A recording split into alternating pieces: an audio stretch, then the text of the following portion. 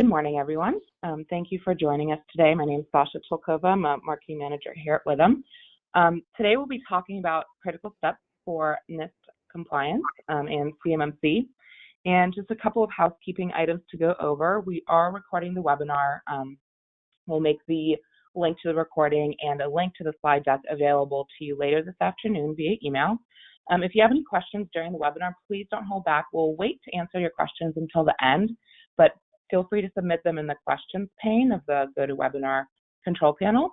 And if we don't get to your questions, maybe we'll do a blog post about it after.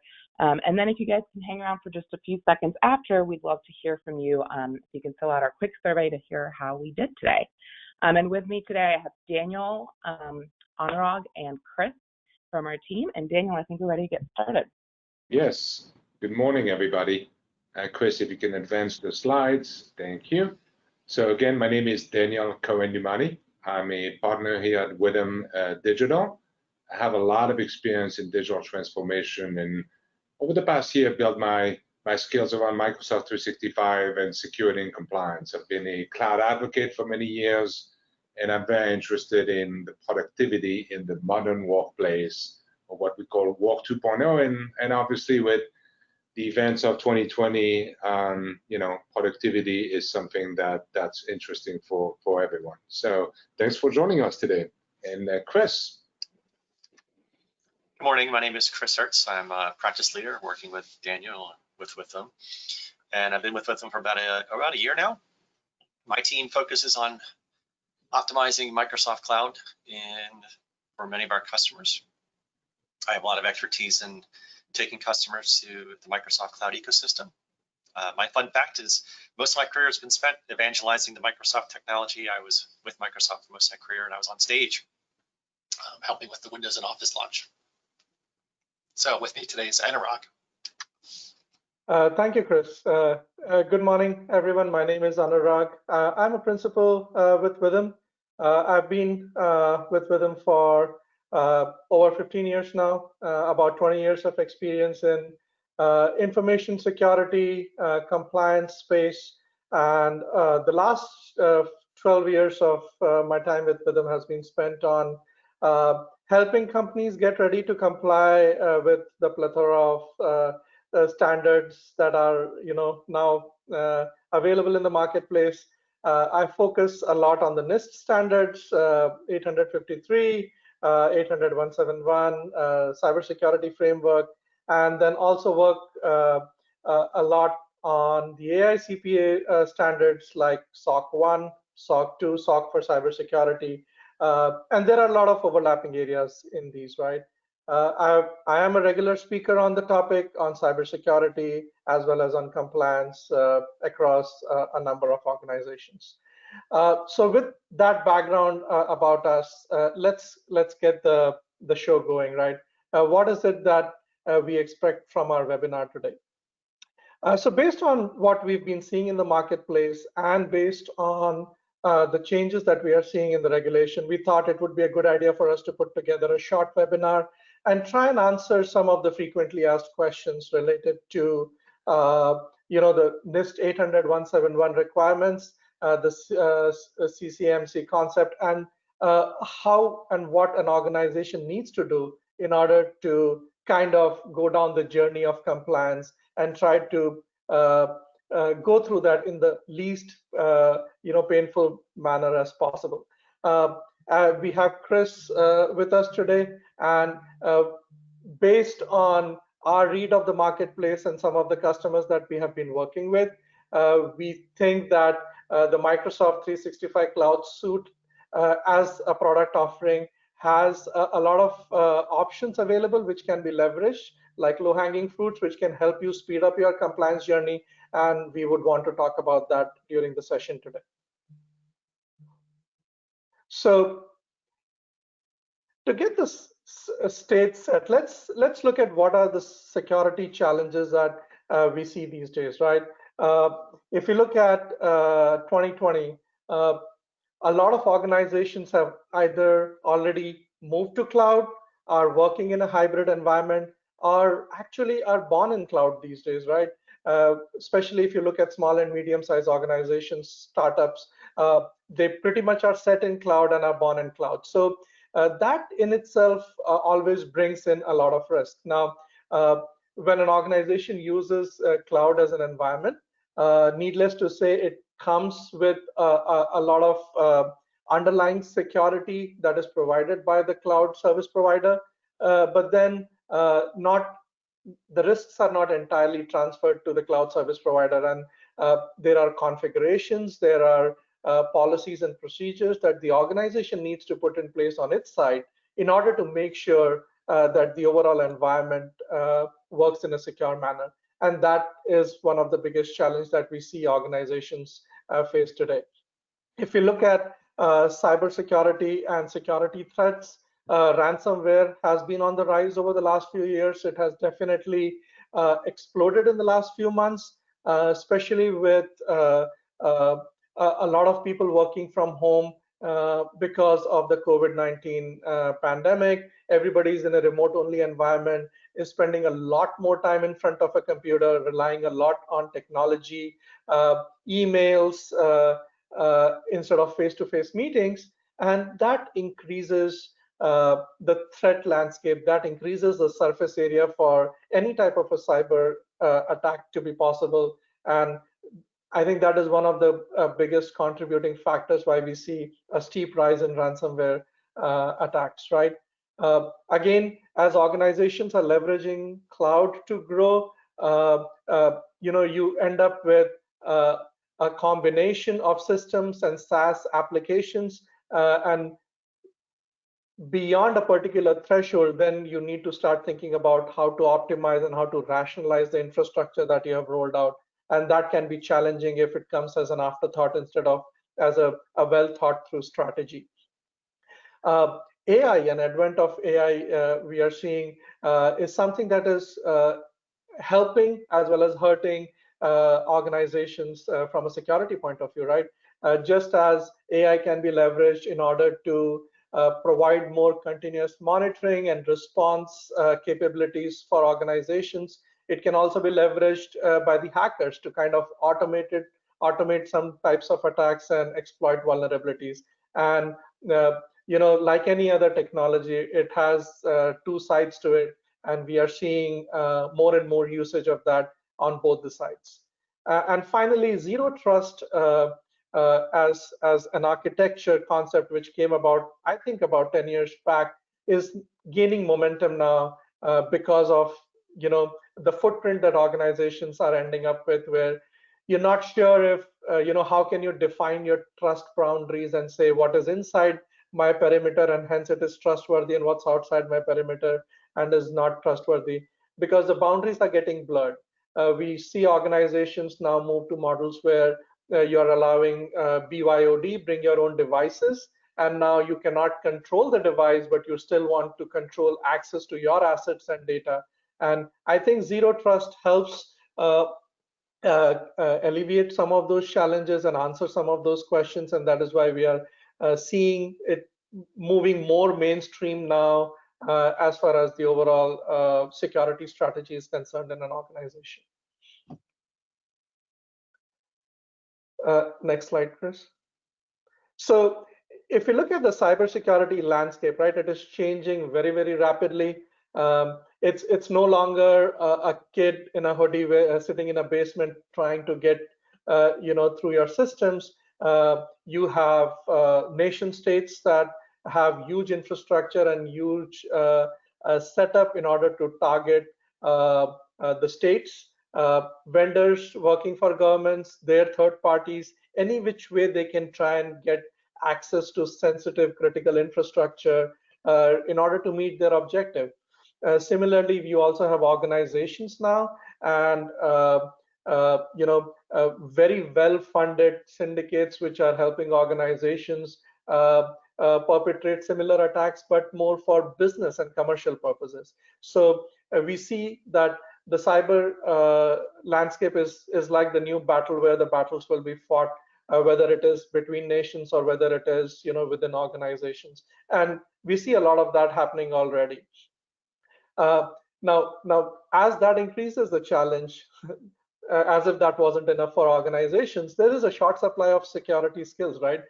I mean, we run into that situation where our organization is looking for people to hire in cybersecurity and other security areas, and we have openings that are open for like months together, and we hardly get people to respond to that. And that's just going to get worse because the need for these skills is increasing at a far higher pace than the supply in the marketplace. So that would make things challenging. And then to add to the complexity, we are not now talking of a world where pretty much everything is connected, right? You're not just talking about laptops and servers. You are talking about industrial equipment, IoTs.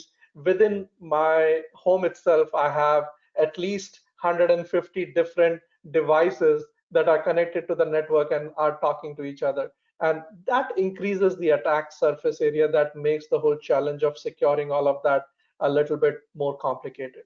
And so that is the cyber landscape today, and that is what all organizations of all sizes are dealing with in order to try and secure it. So if you look at a typical landscape, you have, as I said, you have the federal government infrastructure, you have cities, you have critical infrastructure, the energy systems, the telecom sector, the banking and financial systems, you have supply chains, and you have vehicles. And each one of this is a complex web of infrastructure, and each one of that has interfaces with a lot of other systems, and each of those interfaces has potential vulnerability that can be exploited, that can be used. So it's no longer possible for an organization to say, here is a bubble, here is where I live, and if I can protect this bubble, I'm good, because whatever you have in that bubble, your infrastructure is now connected to 10 different systems, and each one of that can become a potential point of attack for your organization. Next slide, please. And with that, you also have data that is exploding, right? Even by usage of all the virtual environments, emails, you have so much of data that organizations are generating, and some of it is in the cloud, some of it is on the local machines, it might be on the local network and server. If you do not have visibility on the data, if you do not even know how that data is being stored, then it becomes really challenging for you to kind of control and figure out how to implement security surrounding that data. So with that, now I'll hand over to Daniel so that he can walk us through some of the strategies to do that and how the whole Nist and CMMC process comes into play. Daniel, over to you. Thank you, Anurag. And so, now that we've introduced the background around cybersecurity and the trend and really the need for regulations such as NIST 800-171, let's talk about what it is. So NIST 800-171 has been around for many years. This was a publication that was created by the National Institute of Standards and Technology, part of the federal government, Department of Commerce.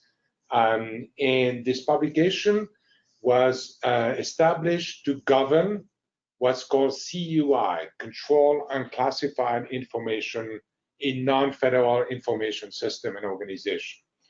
When you think about 800-171, this is addressed to government contractor and to enforce that people doing business with the government have proper controls on unclassified information, which is anything from a contract to other information that relates to the federal government, so non-classified information.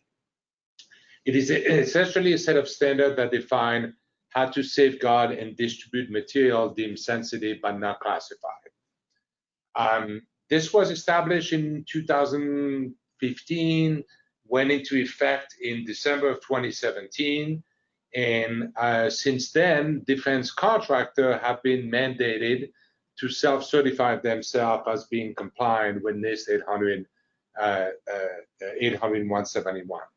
And the process was done through a default clause, as stated here in this slide. So it is a must. If you are doing business with the federal government, you need to implement Nist 800-171. There's actually a new publication that came out last year called 800-171B, which is also known as Release 2, that covers more processes and more safeguard as well. So what does Nist 800-171 cover? When you think about it, it's common sense cybersecurity guidelines. From an access control, who can view the information, to awareness of training, to making sure that you can audit who has access to authorized system or unauthorized access. Can you identify people trying to get in? Are your system properly configured? Can you approve access to what's called classic CUI? And how do you verify who gives access? So essentially, it's all about process, procedure, and of course, technology, right? What you've learned today is a lot of what 800-171 covered can be solved and become compliant with the use of software. And we'll talk about how Microsoft 365 help in your compliance journey. So a lot of different areas. Those are the domains area or practice area of Nist. And if you look at the publication, each of those areas or practice areas have subsequent question. Essentially, it's in the form of question. Can you document that this can be achieved and compliant in your organization? For instance, from an identification and authentication, one of the criteria is, does your system implement multi-factor authentication? That's one of the simple way to meet one of the practice area in ensuring that you have multi-factor authentication, right? And obviously, to be compliant, you have to document that you have implemented multi-factor authentication, and that is one of the 100+ practice areas or item in the Nist publication. So this was established as a self-certified regulation. It's been part of the default clause for many years now. We know that many government contractors have ignored it. And the government said, if you go into next slide, Chris, talk about the need to standardize this. And this came up with CMMC. So what is CMMC? It stands for Cyber Maturity Model Certification. It is a standard maturity model. Think about the multi-level. There's 5 levels, and each of the level encompasses the previous level. So it is a certification, it is an audit, and it is performed by accredited audit organization. There's not many yet, it's coming, but as of now, there's organizations that have been accredited by the federal government, the Department of Defense, to administer and validate an audit for CMMC. So if you're a government contractor, it is likely that at some point you will be required, and that can come as soon as this fall, that to respond to an RFI, you have to be able to prove that you passed an audit. In most cases, we'll talk about what level, mostly going to be level 3 and above, right? And we'll talk about each of those levels in the next few slides. And Daniel, can I mention that one of our customers reached level 3 and did a press release? It's on their website. Exactly. So to your point. Good yeah, point. It's a big deal. It is a big deal. So moving on to the next slide. What is CMMC level 1? Is the base level. I'm hoping that everyone in this call can meet this level. It consists of basic safeguarding requirements to meet the FAR clause rules. It includes 55 basic cybersecurity practice from Nist 800-171, such as identity authentication and basic access control. What does it mean? You need to be able to control how you authenticate and identify yourself in a system. And I mentioned earlier, multi-factor authentication is a key element of that one. And that you can implement basic access control, which means you can control who can access what. And if you are storing any information deemed sensitive at the level 1, you have to show that you have the ability to control access control. So moving on to the next slide, CMMC Level 2 is one step up. We went from 55 to now 72 domains in the Nist 800-171, and documenting 2 processes. So not only you have to comply to specific items of Nist 800-171, you also have to document processes. It's all about, this is the first level that is about protecting control unclassified information.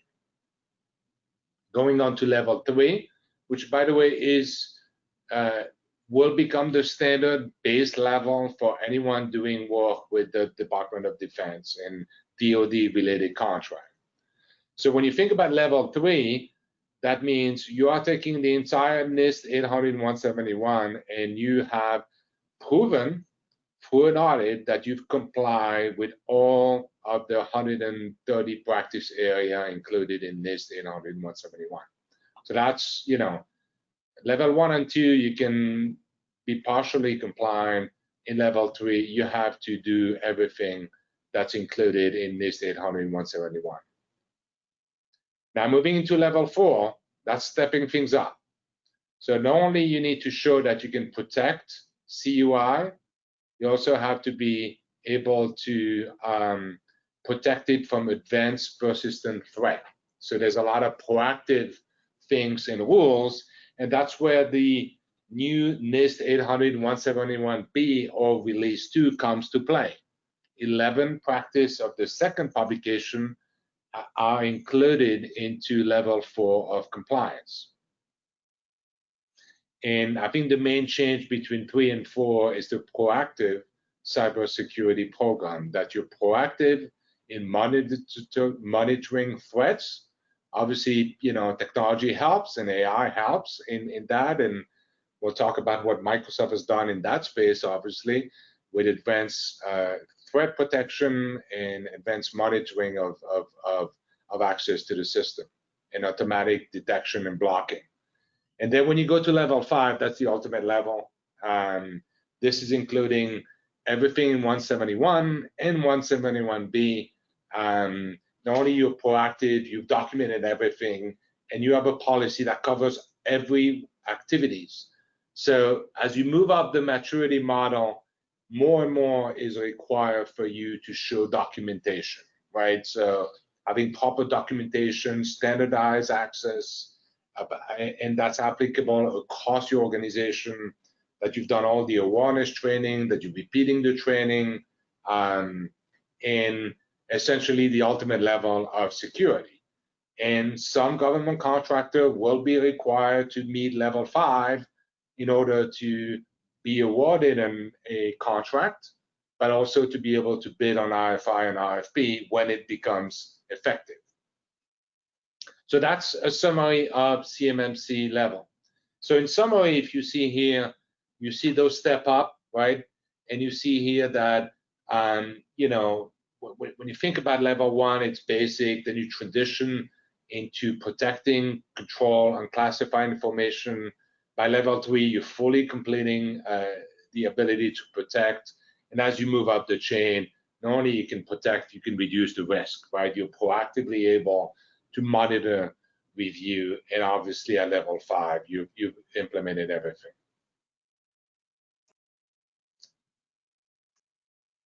Moving on. So, you know, obviously when you think about CMMC and Nist, it seems daunting, right?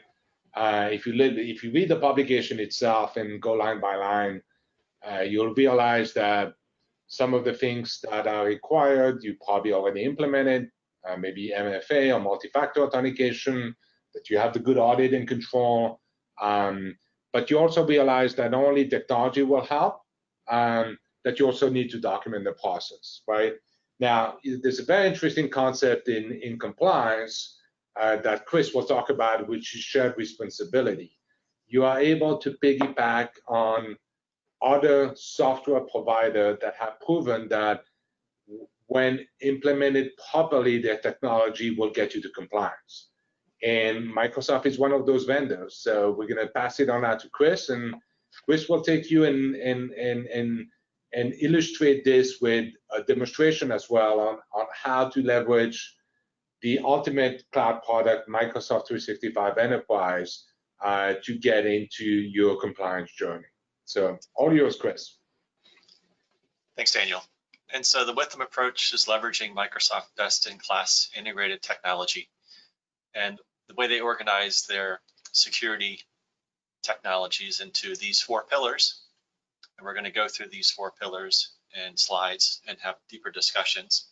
But at a high level, we're first focusing on identity and access management, knowing that your identity is the new secure plane for managing security in the cloud.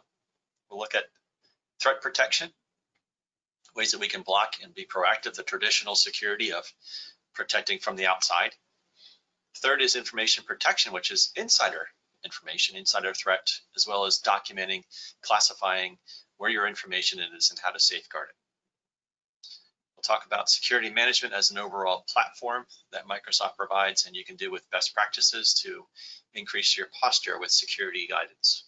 This all sits on a infrastructure security platform that Microsoft has that you can take advantage of in your Microsoft 365 subscriptions. The next slide, I want to brace yourselves. It is the product slide. So if you're a product person and you want to see all the technologies that Microsoft has, this is something called the Cybersecurity Reference Architecture. If this speaks to you, I would encourage you to jot down this link here.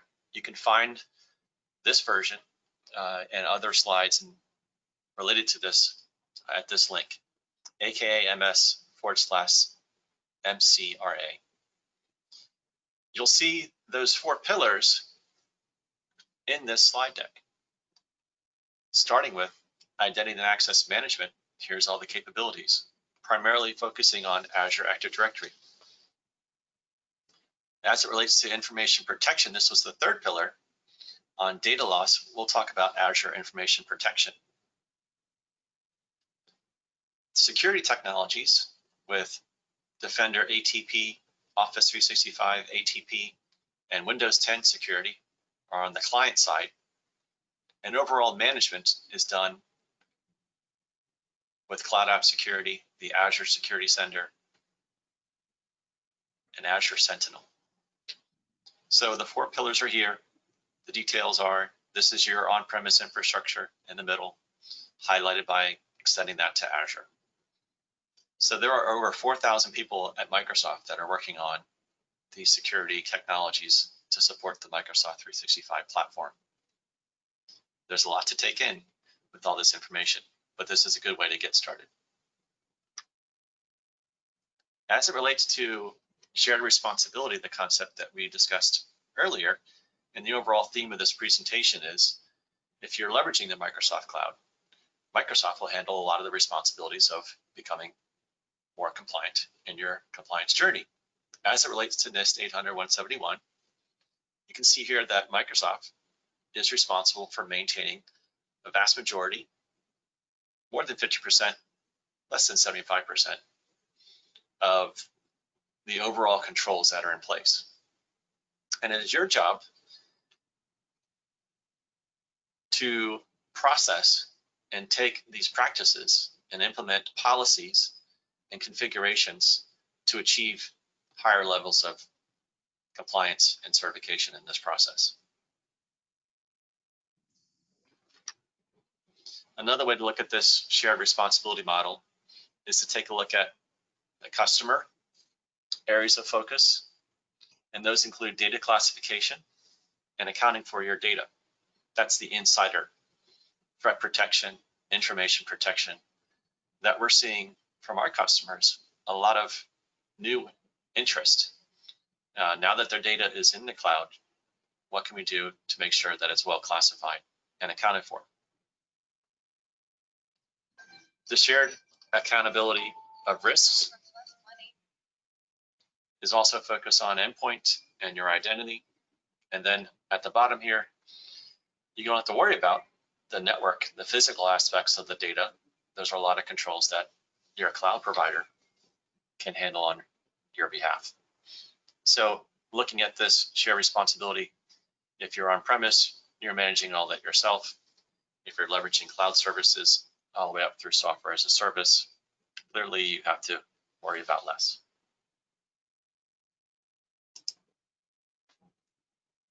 Even more detail of this discussion, you can see in this slide that Microsoft can potentially replace up to 26 other security vendors because they can classify and handle everything you see here in this royal blue solutions. And so if you subscribe to the highest level of the Microsoft 365 enterprise subscription, you'll have access to all this technology. There's a section here where Microsoft solutions cover other services. Here's where Microsoft and our partners can handle the light blue. And here in the gray is what Microsoft integrates with. And finally, in the purple, what Microsoft doesn't do. The goal is showing that investing in this platform can help you reduce your costs and increase your capability. Spent a bit of talking about identity and some of the trends that we're seeing from our customers. A lot of our customers are interested in doing away with passwords. That's a risk, and passwords theft is one of the top breaches. So what can we do to move forward without passwords for our users? There are three here mentioned. Windows Hello for Business, using camera and facial recognition or fingerprint biometrics can allow you to sign in. You can use the Microsoft Authenticator app without a password as you sign in. Just verify that number that's presented to you on your app and you're introduced to that platform. And third, security keys. This is an industry standard USB key that allows you to use a physical device to log into the Microsoft platform.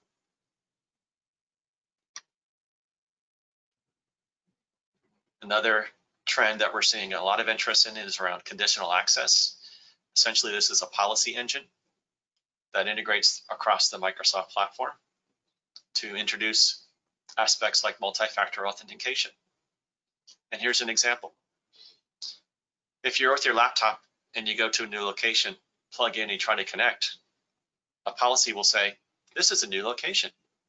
We haven't seen you here before. We're going to challenge you to make sure, first off, we don't trust you. We're going to challenge you to make sure that you are who you say you are and prompt you with an additional factor of authentication. So think about that as your employees are working remote and accessing your systems. Establishing conditional access policy will allow you to have further granular control of how they're accessing information, reducing your risk.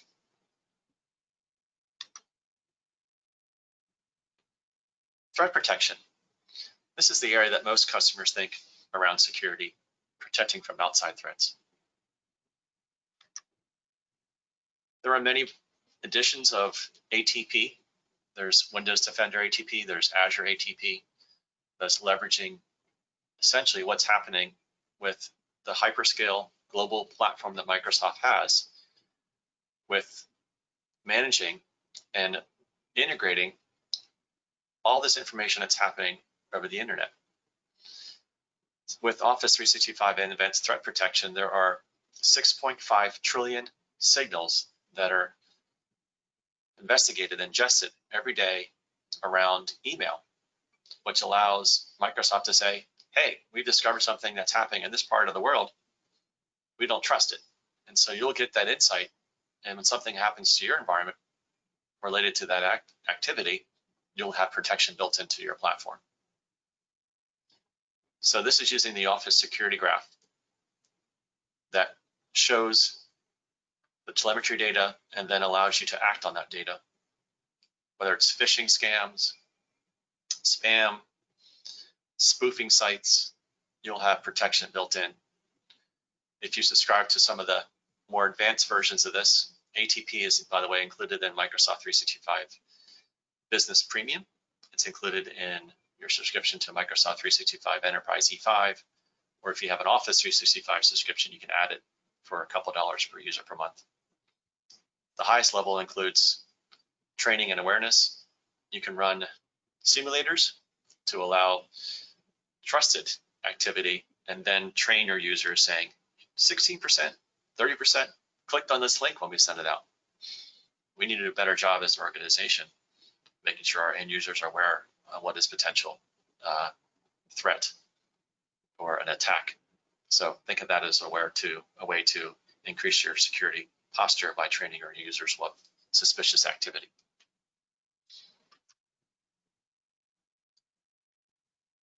Information protection, this is my personal favorite because we're with them really keen on understanding how customers are working with their collaboration technologies, whether it's SharePoint or OneDrive or Teams now. Where is that information? How do I classify it? And so Azure Information Protection built into this, and e-discovery capabilities built into Microsoft 365 allow you to discover and classify sensitive information, and then to take your policy based upon how you're driven in the marketplace to protect your information, to classify that, apply those labels, apply that protection of those applications saying, we're not going to allow you to copy or save this on this device from this location. And then how do you monitor and remediate, and how does it relate to your overall compliance vision? So if you have data classification requirements working with the government, you can leverage this to protect your information, not only if it's on different devices in the cloud, there's even on-premise connectors that allow us to work with data that's still on our network. So what we're trying to do here is show you how to follow the data throughout its life cycle. Whether the data is in a SaaS solution or on your network, you need to import it and then detect it. One of the recent, in the past several months, that Microsoft has introduced is the ability to auto-classify content based upon labels that you apply. So take, for example, financial information or personally identifiable information. You can set a policy, and then the tool set will go out to all the data in those locations and automatically classify and label that content. That's been the #1 challenge of these projects, is having your users classify the information. Well, now, because of AI and machine learning, you can get this automatically labeled based upon the information you're trying to look at. The other thing that I thought is interesting, have seen, is the ability to create a policy, and then before you roll it out, you can test it. You can actually see how many documents would be impacted. So if you're concerned that you do have a lot of sensitive information that's sitting out there on SharePoint sites, before you start seeing the end user impact of those classification labels, you can actually run a test of that policy and get some insights before you deploy it. And Chris, this classification engine is critical in Nist and CMMC, right? Because one of the premises is to control access to unclassified information, right? So both there's going to be a reliance on user to classify or label the content, but obviously we can use auto classification to detect what is deemed to be CUI in the organization and automatically label it and protect it, even encrypted, so that it can never be disclosed to unauthorized party. That is the goal. And so if you're using this, you're going to be in a better position to understand where the information is. One of the ways that we're helping users do this is through workshops, which Daniel will talk about as you wrap up this webcast. But we have great materials that we developed from best practices and folks like Anurag, who have done this a lot over and over again for customers, as well as from Microsoft and their best practices. A lot of it is focusing on policies. that, as Daniel mentioned, relate to how you need to classify information, and then taking that to impact how that information is being stored, shared, and defined in your organization. My last tool that I'd like to talk about is the Compliance Manager.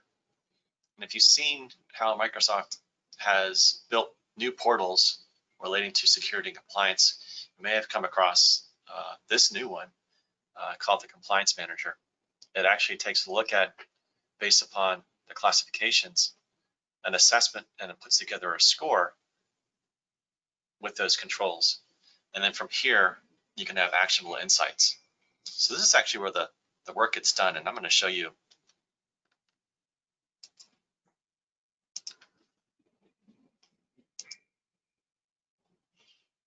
couple aspects here. While that's loading, here's the data classification concept that I explained earlier with trainable classifiers, sensitive information types, and then something called the Content Explorer.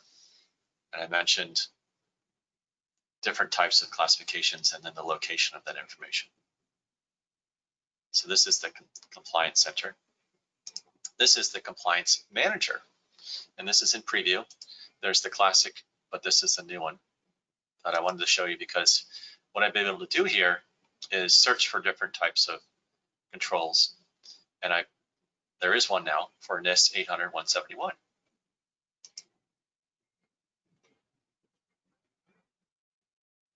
So this loads the template of all those controls, and here it was, the one that I chose.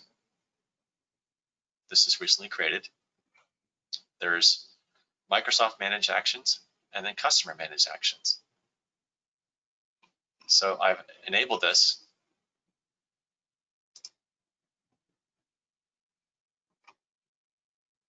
In this environment.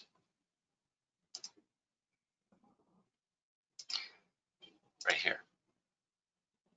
So earlier when we were discussing this in slides, you saw a lot of these steps. Let's take a look at identification, authentication. There are 12 action items that Microsoft handles in this topic. There are 31 that I need to take care of. And here's the scores related to them. If I drill down on this big one, that's 161. Let's take a look at that one. That's a big score that would help me. And look at my actions.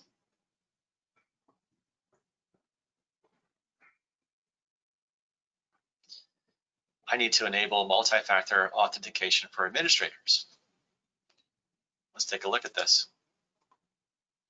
So here's where you sign activity. I've planned this. I've actually assigned it to myself as a task that I need to do. It's planned. I can put together a date and then a test result. So here's what I need to do. It tells me the details of what I need to do to set up. Gives me lots of more information on this topic. You think it's pretty straightforward, but this is one of the many steps on your journey to compliance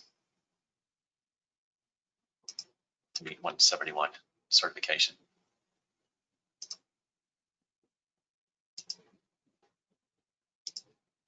So wrapping up, what I showed you there is that assessment, the score, and then actual insights that allows us to improve our score to meet our compliance requirements. Over to Daniel.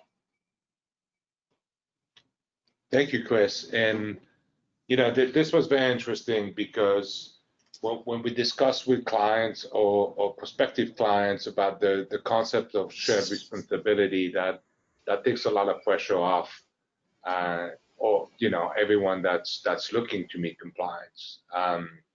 So back to the key takeaway of today's webinar. Clearly, cybersecurity is an important topic, and more in 2020 than ever, with everyone working from home, remotely. This is something that we've advised our clients to pay a lot of attention to. And when you think about Nist 800-171, if you distill what's in there It is just a standard good practice. It applies to any organization. We have commercial clients that are not involved in federal contracting. Still, they're using the Nist 800 and 171 as a cyber and security framework, right? So that's something that applies to any organization, not just government contractor. Regarding CMMC, what's important to know is that it is still evolving. What was published in January was a draft. The draft is constantly evolving. The deadline are also changing. So, you know, if you're a contractor doing work with the DoD, now is the time to prepare and make sure that you're on your journey to meet level 3. And what Chris showed you, if you are an organization that mostly rely on cloud system from Microsoft or even AWS, there's compliance tool out there. You can reach all the level of CMMC level 3, comply with all the practice area from NIST 800 and 171 easily by using this concept of shared responsibility. And then lastly, you know, adopting a modern, secure, and compliant cloud solution like Microsoft 365. You probably know, and that's another topic, Chris, of complexity of Microsoft licensing. But if you're a small business, the Microsoft 365 Business Premium license will cover most of the things you need to do, and more importantly, will get you in the path. Now, it's not automatic, as Chris showed in the demonstration, right? You're going to have a tool to assess where you are, but you're going to need help, and you're going to need to look at an implementation plan, obviously being part of this. But if you're an enterprise, obviously moving to Microsoft 365 E3, ultimately E5, or things in between will help with getting you in this shared responsibility model. So to wrap up the call today, and we're going to open the floor for questions, you know, we're offering a complimentary security and compliance workshop. If your organization qualified, this may be free as well. Microsoft will allow us to come in and assess your organization, take you through understanding what features you may already have that can be implemented to meet your compliance need. Otherwise, what are the licensing options to step it up and get you there? And if you're not on Office 365, obviously, we can help you and guide you on how to migrate there. So feel free to sign up. We'll love to talk to you guys on the phone and get your take on where you are in your journey. And otherwise, thanks again for joining. Thank you, Chris. Thank you, Anurag. I'm going to look at the question panel here. And we do have a few questions. And you can see it. Will the slide deck be shared? The answer is absolutely. You will get a link to this. Do we have experience with UK Cyber Essential certification? I do not, but I suspect it's very similar to the US. Anurag, any insight on UK-based Cyber Essential certification? Yeah, so no, I've heard about it, but we don't have a client where we worked on that yet. But I would agree with you, right? Most of these are very, very common and a big overlapping area. So if somebody's looking for specific help there, we can have a resource work with them on that. Got it. Excellent. And then the last question is, how about the branding of the Office 365 subscription? And yes, the person that asked the question, you are right. Some of the subscription will be branded. And to be honest, Microsoft made it more complicated than it has to be. If you're on a business plan, it is not called Microsoft 365. The enterprise plan, however, still exists in the two variants, Office 365 being the base communication and collaboration product, and Microsoft 365 being the enhanced version that includes all the security and compliance features that we've talked about today. So a lot of what we've talked about today is the larger suite, the Microsoft 365 On the business side will be the business premium. On the enterprise side will be the Microsoft 365 Enterprise E3 and E5 as well. All right, so thanks again for joining. We hope that you find this useful. This meeting was recorded, so you'll get access to the recording and access to a copy of the deck as well. Thank you, everybody. Thanks, everyone.